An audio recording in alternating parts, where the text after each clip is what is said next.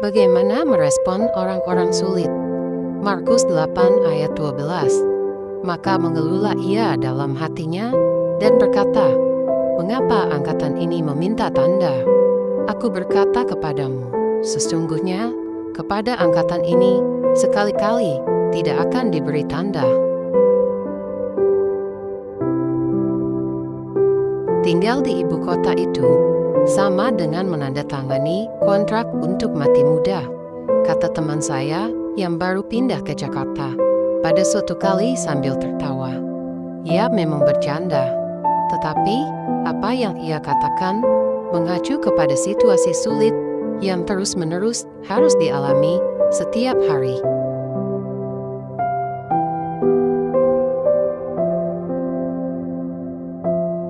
Mungkin berasal dari tekanan di tempat kerja, bertemu dan harus bekerja dengan sekumpulan orang-orang yang tingkah laku atau tutur katanya bisa menguji kesabaran kita, ataupun menghadapi kemacetan lalu lintas. Marah mungkin wajar untuk batas tertentu, asal tidak berkepanjangan sehingga membuka kesempatan bagi iblis untuk menjerumuskan kita ke dalam berbagai kejahatan. Roy T. Bennett mengatakan, "You cannot control the behavior of others, but you can always choose how you respond to it." Kita tidak dapat mengontrol perilaku orang lain, tetapi kita selalu dapat memilih bagaimana kita akan meresponinya. Ya, orang atau situasi sulit tidak bisa kita hindari. Namun kita bisa memilih bagaimana kita akan merespon terhadap hal tersebut. Tidak hanya kita yang bertemu dengan sekelompok orang-orang yang perilakunya ingin menjatuhkan kita atau mempersulit keadaan kita.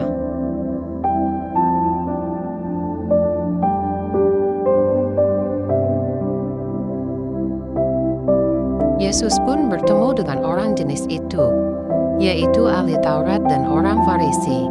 Mereka ingin mencobai Yesus, namun mari kita lihat bagaimana respon Yesus. Maka mengeluhlah ia dalam hatinya dan berkata, "Mengapa angkatan ini meminta tanda? Aku berkata kepadamu, sesungguhnya kepada angkatan ini sekali-kali tidak akan diberi tanda." Ia meninggalkan mereka. Ia naik pula ke perahu dan bertolak ke seberang. Markus 8 ayat 12-13. Yesus tidak terpancing dengan mereka. Dia hanya berkata di dalam hatinya dan berlalu, meninggalkan orang-orang itu. Saya sangat tertusuk membaca ayat ini. Secara pribadi, ayat ini mengingatkan saya untuk memiliki hati yang lembut dan tidak mudah terpancing ketika menghadapi orang-orang sulit.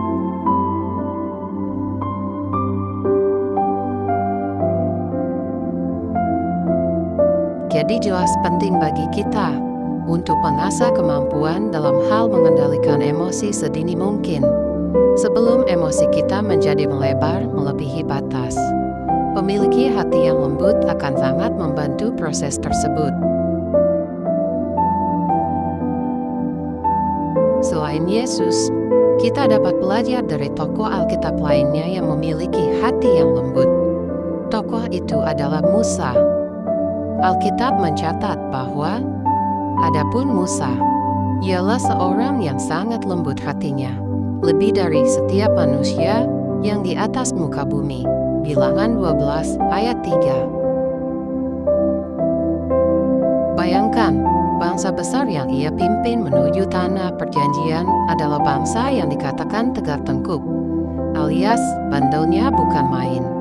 Bangsa Israel sudah mengalami berbagai bentuk mukjizat Tuhan secara langsung, tepat di depan mata mereka. Tetapi mereka tetap begitu mudah untuk mengeluh dan bereaksi negatif atas setiap kesulitan yang mereka hadapi.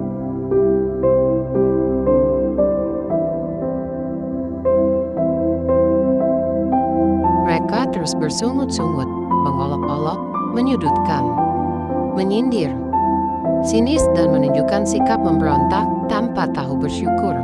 Dan semua itu menjadi makanan Musa sehari-hari. secara terus-menerus selama puluhan tahun.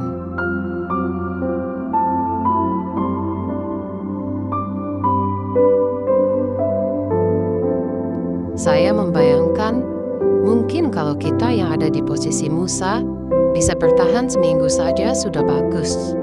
Tapi ternyata Musa sanggup mengendalikan emosinya dan terus mengikuti apa yang diperintahkan Tuhan untuk ia perbuat.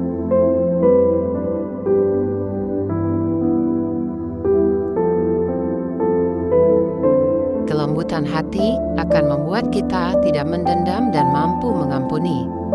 Tuhan Yesus pernah mengingatkan kita agar memiliki hati yang lemah lembut dalam rangkaian ucapan bahagia yang Dia ucapkan di atas bukit di depan ribuan orang. Berbahagialah orang yang lemah lembut karena mereka akan memiliki bumi. Matius 5 ayat 5. Memang tidaklah mudah untuk bisa menahan diri, tapi itulah yang menjadi kehendak Tuhan dan berkenan di hadapannya. Mungkin sulit bagi kita untuk meniru figur Musa dalam hal kelembutan hati, tapi tidak ada salahnya untuk mulai mencoba. Semoga Tuhan Yesus memberkati.